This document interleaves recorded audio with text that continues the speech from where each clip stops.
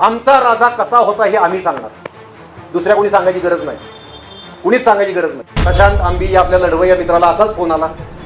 मनुवाद्यांच्या वळचडीला गेलेल्या एका गद्दार नालायक आमदाराचा फोन आला. त्यानं अश्लील शिवीगाळ केली, आई बहिणीवरनं शिवीगाळ केली. पुन्हा एकदा छत्रपती शिवाजी महाराजांचा अपमान झाला. पुन्हा आपण आंदोलन उभं केलंय, पुन्हा शाहू स्मारकात जमलोय, पुन्हा मी आलोय. ज्या नालायका विरोधात आपण इथं जमलो आहोत तो संजय गायकवाड मराठा आहे, पण तो ब्राह्मण्यवादी आहे. हा फरक आपण समजावून सांगणार लोक. आमच्यात राहिलेले रोहित दादा, माझे friend philosopher guide Indrajit Sawant sir, आमचा लढवय्या मित्र प्रशांत आंबी, आरती ताई, मला प्रेक्षकांमध्ये प्रशांतच्या मातोश्री दिसत आहेत ज्या त्याच्या पाठीशी ठामपणे उभ्या राहिल्या, उमेश सर आणि सगळे कोल्हापूर भाव बहिणींनो. देजावू हा शब्द तुम्हाला माहिती का? देजावू फ्रेंच शब्द आहे. काय म्हणतात? फ्रेंच शब्द आहे. देजावू हा शब्द आहे, फ्रेंच शब्द आहे. देजावू म्हणजे हे मी याआधी कधीतरी अनुभवलंय. Hello hello. म्हणजे उदाहरण द्यायचं झालं तर एखाद्या नवीन गावात आपण जातो, नवीन एखाद्या रेस्टॉरंटमध्ये जातो आणि अचानक आपल्याला वाटतं की इथं मी पूर्वी कधीतरी आलोय, हे टेबल खुर्ची मी पूर्वी कधीतरी बघितलंय, हा आवाज कधीतरी पूर्वी ऐकलाय. त्याला म्हणतात देजावू. ते देजावू फिलिंग आज मला आलंय. म्हणजे मला असं आठवतंय की पूर्वी मी असाच कधीतरी कोल्हापुरात आलो होतो, असाच छत्रपती शिवाजी महाराज आणि जिजाऊ महासाहेबांबद्दल अश्लील असभ्य फोन कोरटकर नावाच्या नीच मनुवाद्यानं आमच्या इंद्रजित सावंत सरांना केला होता. असंच कोल्हापूरकरांनी मोठं आंदोलन उभं केलं होतं. अशीच शाहू स्मारकात सभा झाली होती आणि असंच मला बोलवलं होतं. मला आठवतंय की मी गोव्यात होतो, सरांचा फोन आला, मग तिथून मुंबईला गेलो, तिथून नाशिकला आलो आणि इकडं आलो. तातडीने एका रात्रीत मी इकडं आलो आणि ती सभा झाली. त्या दिवशी आपण क्रांतीचा एल्गार पुकारला होता. असंच म्हटलं होतं की ही सुरुवात आहे. तो दिवस होता 27 मार्च 2025. मला असं वाटतं की त्या दिवशी आपल्याला झोप लागली आणि आज जागं झालोय आपण. 4 मे 2026. प्रशांत आंबी या आपल्या लढवय्या मित्राला असाच फोन आला. मनुवाद्यांच्या वळचडीला गेलेल्या एका गद्दार नालायक आमदाराचा फोन आला. त्यानं अश्लील शिवीगाळ केली, आई बहिणीवरनं शिवीगाळ केली. पुन्हा एकदा छत्रपती शिवाजी महाराजांचा अपमान झाला. पुन्हा आपण आंदोलन उभं केलंय, पुन्हा शाहू स्मारकात जमलोय, पुन्हा. आता मला जरा थेट आणि स्पष्ट बोलायचंय. त्यावेळी क्रांतीचा एल्गार करणारे लोक आपण मधल्या काळात झोपी का गेलो? आपण संवैधानिक मार्गाने का होईना अशी दहशत निर्माण करणार होतो की छत्रपती शिवाजी महाराजांच्या बद्दल वाकडा शब्द बोलायची कुणाची हिंमत नाही झाली पाहिजे. ती दहशत आपण का निर्माण करू शकलो नाही? छत्रपती शिवाजी महाराज, छत्रपती संभाजी महाराज, महात्मा फुले, राजर्षी शाहू महाराज, डॉक्टर बाबासाहेब आंबेडकर या आपल्या महामानवांचे आपण त्यांच्या नावाची प्रतिष्ठा न राखू शकणारे कृतज्ञ वंशज का ठरतोय आणि वारंवार का ठरतोय? कोल्हापूरकर तुम्ही सगळे माझे जीवातले, प्रेमातले, तुम्हाला माहिती, तुम्ही बऱ्याचदा मला बोलवता, मी येतो, तुम्हाला जाब विचारायचा मला अधिकार आहे. मी हक्कानं तुम्हाला विचारतोय. मी तुमच्यापेक्षा मोठा कुणीही नाही. मी हक्कानं तुम्हाला विचारतोय आणि त्याला एक कारण आहे. मी हे विचारू शकतो, मला तो हक्क आहे. कारण त्यावेळी इंद्रजित सावंत सर साक्षीला आहेत, बरेच जण आहेत त्यातले, की त्यावेळी मी तुम्हाला त्या सभेत एक शब्द दिला होता. तो शब्द 9 महिन्यात मी पाळला, तो खरा करून दाखवला. तो शब्द म्हणजे त्यावेळी मी त्या सभेत सांगितलं होतं की कलाकार म्हणून मी माझं कर्तव्य पार पाडणार. छत्रपती शिवाजी महाराजांचा खरा इतिहास जो आजपर्यंत 180 वर्षात कधीही रंगभूमीवर आला नाही, त्याच्या मागं कारण आहे, एक दहशत आहे, एक धाक आहे. कधीही रंगभूमीवर आला नाही, मराठी रंगभूमीवर आला नाही, तो मी आणणार. सगळ्या गोष्टींवर सिनेमे निघतात वारंवार. अफजल खान, शाहिस्ते खान, आग्र्याहून सुटका आणि पन्हाळगडाचा वेढा, ह्याच्या पलीकडे सिनेमात काय नसतंय. त्याच्या पलीकडे शिवचरित्र अथांग आहे, पण त्याला हात लावायचं कोण धाडस करत नाही. आग आहे ती आग. मला इंद्रजित सावंत सरांनी सांगितलं मी तुला सगळी तथ्य देतो, सगळे पुरावे देतो, करा उभं नाटक. मी माझं सर्वस्व पणाला लावलं. सरांना माहिती आहे, साक्षीदार आहेत म्हणून बोलतोय. म्हणजे रक्ताचं पाणी केलं, जीवाचं रान केलं, कोल्हापुरात येऊन राहिलो. म्हणलं कोल्हापुरातले कलाकार घेऊन उभं करायचं, ते सोपं नव्हतं. कोल्हापूरच्या आसपासचे सगळे टॅलेंटेड कलाकार शोधले, ते नाटक उभं करायला घेतलं. आणि मी त्यावेळी असा तुम्हाला शब्द दिला होता की मी एक पात्री नाटक करणार, कारण ते सोपं असतं, एकटा आला स्टेजवर उभं राहायला. गरिबीत नाटक केलं. परत मला वाटायला लागलं की आपण जर महाराजांवर करतोय तर का ते भव्य दिवस श्रीमंत नाही करायचं आपण. आहेत ना आपले लोक, येतील तिकीट काढून बघायला. एवढे शिवप्रेमी आहेत, शिवभक्त आहेत. नाटक बघायला तुम्ही पैसे देता. इंद्रजित सावंत सरांना म्हटलं आपण 22 कलाकार घेऊन नाटक उभं करणार आहे, म्युझिकल नाटक उभं करणार आहे. आणि ते सुरू केलं. सोपं नव्हतं. जीवाचा धोका होता, आहे अजून पण. तुम्हाला हे पण सांगतो, करिअरचा धोका तर आहे. तो आता 5वीलाच पुजलाय, माझ्या 5वीला पुजलाय. हे सुद्धा आता ते वैदिक संस्कृतीतलं झालं. पण करिअरचा धोका पण आहे. तो पत्करून ते नाटक मी उभं केलं. आता हे माझं कौतुक मी सांगत नाही, मला तुम्हाला काहीतरी एक विचारायचं. ते उभं केलं. आज 10 प्रयोग झालेले आहेत. 10च्या 10 प्रयोग हाऊसफुल झाले. ही चांगली गोष्ट आहे. सर्वसामान्य बहुजनांपर्यंत ते नाटक पोहोचलं. वडूज दहिवडीला तर ओपन शो झाले, ग्रँड शो. 3-3 हजार 5-5 हजार प्रेक्षक आले होते. सगळं झालं. पण मला सांगायचं की मी सरांना म्हणलं की आपण कोल्हापुरात याचा शिवारंभ करायचा. शिवारंभ या शब्दाला जन्म आम्ही दिला, कारण म्हणलं शुभ अशुभ आपले राजे मानत नव्हते. कधी पंचांग मुहूर्त बघितला नाही, कधीच नाही. राजांनी पंचांग बघून कधी लढाया केल्या नाहीत. उलट अमावास्येच्या दिवशी मोहिमा केल्या त्यांनी. म्हटलं आपण शिवारंभ हे नाव देऊया आणि कोल्हापुरात शिवारंभ करूया. कोल्हापुरात थिएटर नाही, आज बघतोय आपण. आज आपल्याला इथं जमायला लागतंय. मग आम्ही जे छोटं थिएटर आहे देवल क्लब, 400 सीटर थिएटर आहे. म्हटलं 3 प्रयोग करूया आपण. 3 सलग प्रयोग करून शिवारंभ करूया. आता मला त्याविषयी एक आनंदाची आणि एक खेदाची गोष्ट सांगायची. आनंदाची गोष्ट अशी की 3ही शो हाऊसफुल झाले. खेदाची गोष्ट अशी की त्या दिवशी क्रांतीचा एल्गार पोकारायला जे लोक आले होते त्यातले फक्त 25% लोक त्या 3 प्रयोगांना आले. मी बघत होतो, माझं लक्ष होतं. मी सरांना पण विचारत होतो त्यावेळेचं कोण कोण आलो, त्यावेळेचं कोण कोण आलं. त्या फक्त 25% नाही आलेच नाही, पण 25% लोक आले होते.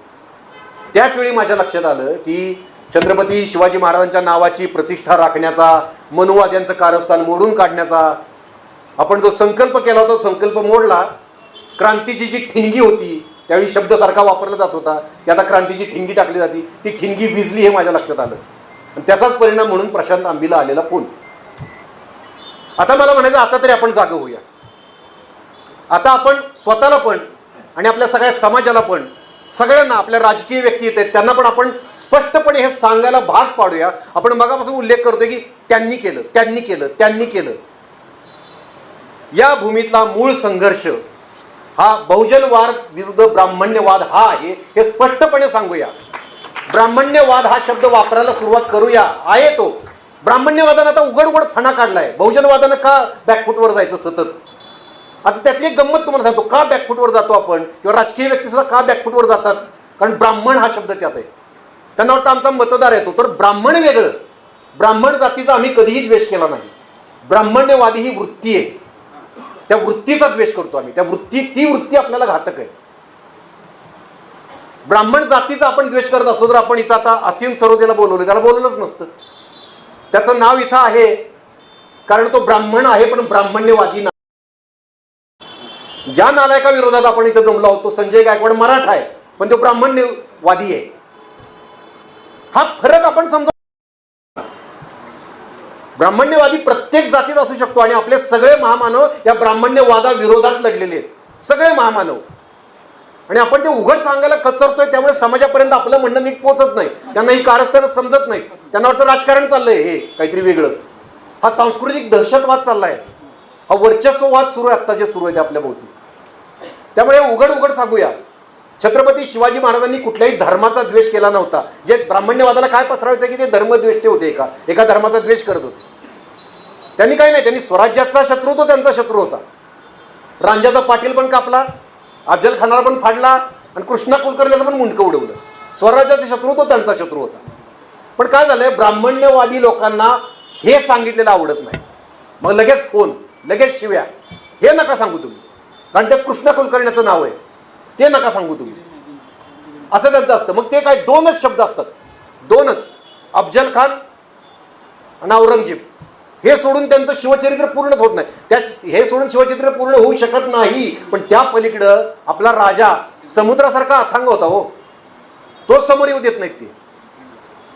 अफजल खान आणि शाहिस्ते खान, जसं ते सोशल मीडियावर आपण पोस्ट बूस्ट करतो बघा, तशी 2 नावं आली की ती बूस्ट करतात. कारण मग मुस्लिम द्वेष पसरवणं सोपं जातं, जो महाराजांच्या मनात कणभर सुद्धा कधीच नव्हता. औरंगजेब, इथे इतिहासकार बसलेत इंद्रजित सावंत सर, औरंगजेब स्वतः कधी आला होता हो रणांगणात शिवाजी महाराजांच्या विरुद्ध लढायला? आले होते ते औरंगजेबाचे हिंदू सरदार होते सगळे, महाराजांच्या विरुद्ध हिंदू सरदार लढलेले आहेत. पण हे सांगितलंच जात नाही आपल्याला. छत्रपती शिवाजी महाराज मुघलांविरुद्ध लढले किंवा स्वकीयांमधल्या गद्दारांविरुद्ध लढले, ते या रयतेला मागापासून उल्लेख करतायत लोक, या गोरगरीब कष्टकरी शेतकरी रयतेला स्वातंत्र्याचा मोकळा श्वास घेता यायला हवा, त्यांच्यात समता प्रस्थापित व्हावी म्हणून लढले. मग त्यांना राजकीय स्वातंत्र्यासाठी मुघलांशी लढायला लागलं आणि समता प्रस्थापित करण्यासाठी ब्राह्मण्यवादाशी लढायला लागलं. हे असं सोपं करून आपण सांगूया आपल्या सगळ्या लोकांना, आपल्या समाजाला, मग ते कळेल. आणि शिवाजी महाराज हिंदू धर्मप्रेमी नव्हते का? तर होते, 100% हिंदू धर्मप्रेमी होते. ते आपला बहुजनांचा आद्य महानायक भगवान शिवशंकरावर त्यांची नितांत श्रद्धा होती, भवानी मातेवर त्यांची श्रद्धा होती. पण त्यांच्या भगव्या झेंड्याखाली 18 पगड जातीचे लोक समान होते. त्यांनी सगळ्या जातीच्या लोकांचा हात हातात घेतला होता. तिथं त्यांनी ब्राह्मण्यवाद नाकारला होता, उच्च नीचता नाकारली होती. आणि हे सांगणं त्या लोकांना पटत नाही. मग त्यांना राग येतो, हे नका बोलू तुम्ही, हे नका बोलू. हे बोललात की त्यांचं अवघड होतं, त्यांचे अजेंडे पसरवणं अवघड होतं. आणि म्हणून मग हे असे फोन येतात, गोळ्या घातल्या जातात. तुम्ही हे नका सांगू की त्यांनी समता प्रस्थापित केली, ते मुस्लिम विरोधी नव्हते, हे नका सांगू.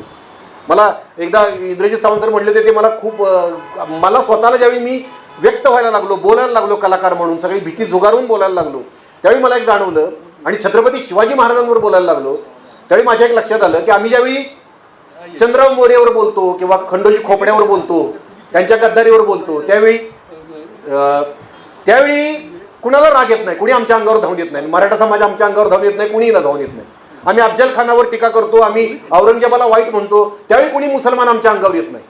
पण आम्ही ज्यावेळी अनाजी पंताने केलेली कारस्थानं सांगतो, आम्ही ज्यावेळी कृष्णा कुलकर्णीने केलेला वार सांगतो, आम्ही ज्यावेळी सांगतो की अफजल खानाला यश मिळावं म्हणून वाईच्या ब्राह्मणांनी कोटचंडी यज्ञ केला होता, त्यावेळी मात्र गदारोळ सुरू होतो, हा ब्राह्मण द्वेष्ट आहे, हा ब्राह्मण द्वेष्ट आहे, हा जातीयवादी आहे.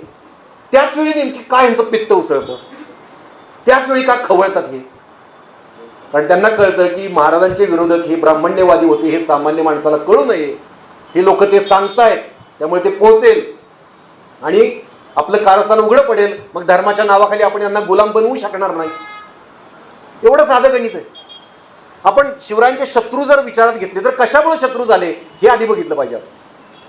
औरंगजेब किंवा अफजल खान यांना राजसत्ता हवी होती, हो, सत्ता हवी होती. सत्तेसाठीचा संघर्ष होता, ते साम्राज्यासाठीचा संघर्ष होता तो. त्यांना काही इथं येऊन सगळ्यांना मुसलमान बनवायचं नव्हतं. तुम्हाला हे सांगितलं जातं. त्यांना जर मुसलमान बनवायचं होतं तर औरंगजेबाने मिर्झा राजे जयसिंगला का मुसलमान बनवलं नाही? अफजल खानानं कृष्णा कुलकर्णीला का मुसलमान बनवलं नाही? त्यांना काही घेणे देणे नव्हते या गोष्टीची. त्यांना फक्त सत्ता हवी होती, म्हणून ते शिवाजी महाराजांचे विरोधक होते. आता जे मराठा सरदार होते, जे शिवाजी महाराजांच्या विरोधात होते, त्याची लिस्ट हल्ली ब्राह्मण्यवादी लोक पसरवतात. याच्यावरनं मोठी लिस्ट असते ती, आणि खरीच आहे ती लिस्ट. मराठा सरदारांनी शिवाजी महाराजांना त्रास दिला का? तर दिला. पण तो काय होता, त्याच्या मागे काय होतं? कुठली विचारधारा वगैरे होती का? नाही. असूया होती, जेलसी होती. जेलसी होती की आपल्यातलाच एक माणूस एवढा मोठा होतोय, राजा बनतोय, राजा म्हणून घेतोय स्वतःला, उंच, आपल्यापेक्षा उंच आसनावर बसतोय, म्हणून तो राग होता. त्या रागापोटी हे सगळे आप्तस्वकीय त्यांच्या विरोधात गेले होते. असूया आपण सगळे अनुभवतो आपल्या रोजच्या जीवनात. मला सुद्धा अनुभवायला मिळते की मी ज्यावेळी कलाकार म्हणून थोडं नाव मिळायला लागतं, माझ्याविषयी वाईट बोलणारे खूप बाहेर पैदा होतात. हे होतच असतं सगळे, तुमच्या बाबतीत पण होत असतं. तसंच महाराजांच्या बाबतीत झालं. पण ब्राह्मण्यवाद वेगळा आहे. त्या काळातल्या अनाजी पंतापासून कृष्णा कुलकर्ण्यापर्यंत, त्यानंतर आपल्या आधीच्या पिढीतल्या शंभूराजेंना बाई बाटलीबाज ठरवणारे आणि महाराजांचं स्वराज्य काकतालीय योग आहे असं म्हणणारे सावरकर गोळवलकरांपासून ते नाटककार राम गणेश गडकरीपर्यंत, आणि आजच्या सोलापूरकर, कोरटकर, छिंदम, बागेश्वर, आनंद स्वरूप महाराज, हे सगळ्याच्या मुळाशी फक्त आणि फक्त ब्राह्मण्यवाद आहे. फक्त ब्राह्मण्यवाद आहे. हे समजून घेतलं पाहिजे. आपली संस्कृती समजून घेतली पाहिजे. सर म्हणलात की आपल्याला इतिहासाचं वेड असतं. 5000 वर्षांपूर्वी आपण कसे होतो, आपले बहुजन कसे होते. अहो, आपण शेती केली. या संस्कृतीच्या निर्मी काय आपण सगळे शेती केली, भाजीपाला पिकवला, ढोरं वडली, चांबडं कमावलं, चपला बांधल्या, लाकडावर रंधा मारला, तर आपल्या लोखंडावर घन घातली, गाडगी मेडकी बनवली, आपण दिमडी वाजवली, डप वाजवला, संबळ वाजवला, कडक लक्ष्मी, गोंधळ, भारूड या परंपरा आपण निर्माण केल्या. आपले सगळे पूर्वज जे होते ते एकमेकांच्या मांडीला मांडी लावून बसले, गप्पा मारल्या, एकमेकांच्या घासातला घास एकमेकांना भरवला. त्यानंतर ही आयत्या पिठावर रेघोट्या मारणारे लोक कुठनं तरी लांबणं आले. त्यांनी आपल्यात फूट पाडली, उच्च नीच निर्माण केलं, स्वतःला उच्च पदावर बसवलं, आपल्यात भेद केला, आपल्यात उतरंड केली, आपल्यात भांडणं लावली आणि या संस्कृतीचाच ताबा घेतला.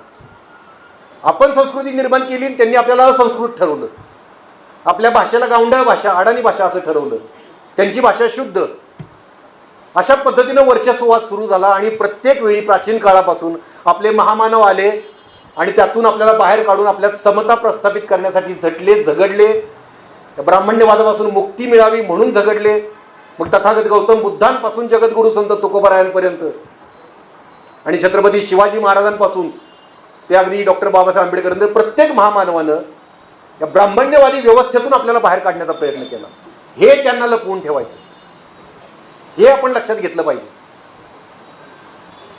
आपल्या छत्रपती शिवाजी महाराजांनी मनुस्मृतीतली सिंधुबंदी नाकारली, आरमार उभं केलं, जगातलं पहिलं आरमार. मनुस्मृतीतलं वर्णवर्चस्व नाकारलं, सगळ्या जाती धर्मातले लोक सोबत घेतले. त्यात महाराजा नागना खंडू पण होता, मांगाचा येलाजी गोठे पण होता, नाव्याचा शिवा काशीद पण होता. असे सगळे 18 पगड जातीचे लोक घेतले आणि वर्ण व्यवस्था नाकारली मनुस्मृतीतली. मनुस्मृतीतली ब्रह्महत्या धिक्कारली त्यांनी, कृष्णा कुलकर्ण्याचं मुंडकं उडवलं. हे सगळं ब्राह्मण्यवादाच्या विरोधात होतं, म्हणून त्यांचा राग आहे, म्हणून वारंवार हे घडतंय, म्हणून वारंवार तुम्हाला फोन येत आहेत, वारंवार गोळ्या घातल्या जात आहेत की हे समोर आणू नका, फक्त अफजल खानावर बोला, फक्त शाहिस्ते खानावर बोला. कुठलाही पिक्चर बघा तुम्ही छत्रपती शिवाजी महाराजांचा, आजपर्यंत आलेला कुठलाही पिक्चर बघा, याच्या पलीकडे स्टोरी नाही, याच्या पलीकडे स्टोरी नाही, यूज देत नाहीत ते. आपण आणली सरांच्या मदतीनं, आपण आणली तथ्यांसहित, पुराव्यांसहित. तो परफॉर्मन्स ज्यांनी बघितला असेल त्यांना कळलं असेल की कोणाचं बोट ठेवायला जागा नाही. सगळे बघून गेलेत, ब्राह्मण्यवादी लोक पण बघून गेलेत, बोट ठेवायला जागा नाही. मनोरंजनात पण कमी नाही, कारण मी ॲक्टर आहे, मी तिथं नाही कमी पडणार, मी विचारधारेत नाही कमी पडणार. ते आपण उभं केलं. मला असं म्हणायचं की आपल्याला पुढची पिढी आता कशी निर्माण करायची. छत्रपती शिवाजी महाराजांचा जय जयकार सगळे करणार आहेत, आपण ते पण करतात, आपण पण करणार आहे. पण कशासाठी करणार आहे आपण? आपली पुढची पिढी छत्रपती शिवाजी महाराजांचा आदर्श घेऊन महिलांचा सन्मान राखणारी होणार आहे का? गोरगरीब दीनदुबळ्यांविषयी करुणा असणारी होणार आहे का? त्यांच्यासाठी काहीतरी करू पाहणारी होणार आहे का? छत्रपती शिवरायांचा आदर्श घेऊन जातीभेद न मानणारी होणार आहे का आपली पुढची पिढी? का पुढची पिढी आपल्याला छत्रपती शिवाजी महाराज की जय असं लाल डोळे करून विखारी धर्मद्वेष पसरवत शिवाजी महाराजांना अभिषेक घालणारी होण पाहिजे? तुम्हाला कशी पाहिजे पुढची पिढी हे आपण ठरवायचं. म्हणून आपण आज शिवसन्मान परिषद आहे, तो सन्मान आपण म्हणतोय की सुरुवात केली, ही सुरुवात आता शेवटापर्यंत गेली पाहिजे. आता आपण मध्ये थांबायचं नाही, कारण जरा विसर पडला की परत कोणतरी येणार आणि बोलणार. आमचा राजा कसा होता हे आम्ही सांगणार, दुसऱ्या कोणी सांगायची गरज नाही, कुणीच सांगायची गरज नाही. अहो शहाजी राजे आणि जिजाऊ मातांपासून त्यांनी 15व्या वर्षी तोरणा सर केलाय वयाच्या. त्यांना कुठल्या अशा बाहेरच्या गुरुची गरज नाही हो. काय गरज आहे? कशाला दुसरा गुरु त्यांच्यावर थोपवताय तुम्ही, बाहेरचा कोणीतरी आणून? काय गरज आहे? कुणी सांगायची गरज नाही. आमचा राजा आम्ही सांगणार आमच्या लोकांना कसा होता ते. आणि ते सांगताना आता कोणी आडवं आलं तर त्याला दहशत कशी बसवायची हे आपण ठरवलं पाहिजे. उत्तरेकडनं कुणीतरी येणार, भगवी कपनी घालून कुणीतरी भोंदू येणार आणि तो दख्खनच्या भूमिपुत्राला सांगणार तुमचे राजे कसे होते आणि त्यांचे गुरु कोण होते. हे आता नाही चालायचं, हे नाही खपून घ्यायचं. आता इथून पुढे आमच्या धडावर आमचं डोकं राहील, एवढंच बोलतो आणि मी माझे 2 शब्द संपवतो. जय शिवराय, जय भीम. मराठी अभिनेते किरण माने सोशल मीडियावर कायम सक्रिय असतात आणि सामाजिक तसेच राजकीय घडामोडींवर भाष्य करतात. अशातच आता किरण माने यांनी नसरापूर प्रकरणी सोशल मीडियावर पोस्ट करत एक संताप व्यक्त केलाय. पुण्यातील नसरापूर येथे एका 65 वर्षीय म्हाताऱ्यानं 3.5 वर्षाच्या चिमुकलीवर अत्याचार करून तिला संपवलं. या संपूर्ण महाराष्ट्रात संतापाची लाट उसळली. आता या संबंधी किरण माने यांनीही फेसबुकवर पोस्ट करत एक शेअर केली आहे. ही पोस्ट शेअर करत अभिनेत्यानं लिहिलं की नसरापूर घटनेवर बोल की हिंमत असेल तर. प्रोफाईल लॉक असलेल्या लोकांच्या अशा कमेंट्स अचानक दिसायला लागल्या. मला लवकरच लक्षात आलं नाही, मी काय हिंमत करणार नाही. कधीही अशी कुठली घटना घडली की बिळात असणारी सेलिब्रिटी अचानक नसरापूरवर बोलू लागली. मी विचारात पडलो. नंतर समजलं मला की त्या आरोपी नराधमाचं नाव आहे भीमराव कांबळे. अरे यांची क्यू आली. काय ही मानसिकता, काय ही शिकवण. किरण माने पुढे आपल्या ट्विटमध्ये म्हणाले की मला माझ्या पोस्टवर येणाऱ्या लोकांचा हेतू कळला, पण त्यांच्या हे लक्षात आलं नव्हतं की मी फक्त नसरापूरवरच बोललेलो नव्हतो असं नाही. परवाच घरोघरी पूजापाठ सांगत फिरणाऱ्या डोंबिवलीच्या हरीश भावे नावांच्या हराम्यानं 5 वर्षाच्या चिमुकलीवर अत्याचार केलाय, त्यावरही मी बोललेलो नाही. आरोपी कोण आहे, कुठल्या जातीचा आहे, कुठल्या धर्माचा आहे, यापेक्षा त्याची ही हिंमत होती कशी, हा मूळ प्रश्न आहे. बदलापूर घटनेच्या वेळी आम्ही जीव तोडून आवाज उठवला होता. यावेळी भलत्याच माणसाचा एन्काउंटर करून फ्लेक्सवर हिरो म्हणून मिरवणारे नालायक नेते आपण त्यावेळी पाहिलेले आहेत. त्या प्रकरणात आरोपी असलेला आपटे हा अजूनही मजेत बाहेर फिरतो. आपण जाब कोणाला विचारायला हवा, भीमराव कांबळेंच्या सगळ्या जातीला की हरीश भावेंच्या जातीला? अरे मूर्खांनो, आपण कायदा आणि सुव्यवस्था राखण्यात अपयशी ठरलेल्या मंत्र्यांना जाब विचारायला हवा. या सगळ्याचं मूळ राजकारण या शब्दात आहे. हल्ली राजकारण फक्त हिंदू मुस्लिम विरुद्ध किंवा मराठा ओबीसी किंवा महार विरुद्ध मातंग, धनगर विरुद्ध माळी असा द्वेष निर्माण करण्यास सुरू आहे. लहानग्या लेकींपासून वयोवृद्ध मातांपर्यंत सगळ्या महिला असुरक्षित भीतीचं आयुष्य जगतायत. स्पर्धा परीक्षा देणारी मुलं पेपर लीक प्रकरणामुळे उद्ध्वस्त होत आहे. शेतकरी देशोधडीला लागलाय. छोटे उद्योजक उद्ध्वस्त झालेले आहेत. महागाई गगनाला भिडली आहे आणि बेरोजगारीचा कहर सुरू आहे. नोटबंदी सारखा अत्यंत घातकी अपयशी निर्णय घेऊन देशाला वेठीला धरणारे लोक प्रेस कॉन्फरन्स टाळून सिनेमे काढतात आणि त्या सिनेमात हा निर्णय कसा योग्य आहे ते रेटून खोटं बोलतायत. म्हणून लोक हो, आता प्रत्येक गोष्टीचं राजकारण सुरू करा. राजकारण केल्याशिवाय हे गेंड्याच्या कातडीचे लोक वटणीवर येणार नाहीत. अशी कुठलीही घटना घडली की हा भावे तो कांबळे अशी साठमारी करत बसण्यापेक्षा सत्तेतल्या नालायकांना जाब विचारा. कुर्सी है तुम्हारा, ये जनाजा तो नहीं है, कुछ कर नहीं सकते तो उतर क्यों नहीं जाते, असं किरण माने यांनी शेवटी आपल्या पोस्टमध्ये म्हटलंय. यावर तुम्हाला काय वाटतं? तुमचं मत कमेंट बॉक्समध्ये लिहायला अजिबात विसरू नका. व्हिडिओ आवडला असेल तर जास्तीत जास्त शेअर करा. आणि आतापर्यंत मराठी जनता, आपण आपल्या या चॅनलला सबस्क्राईब जर केलेलं नसेल तर चॅनलला सबस्क्राईब करा.